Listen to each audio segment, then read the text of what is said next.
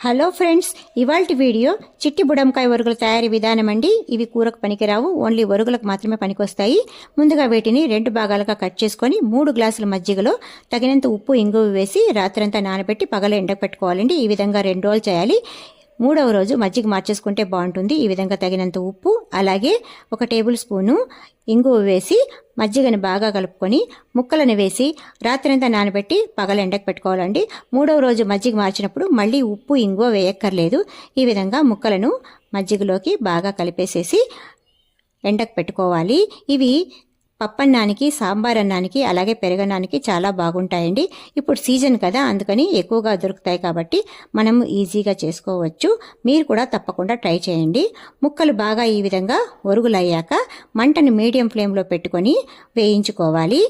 అప్పుడు ఇవి తినడానికి చాలా టేస్టీగా ఉంటాయి. ఓకేనా? మీరు కూడా ట్రై చేయండి. Thank you.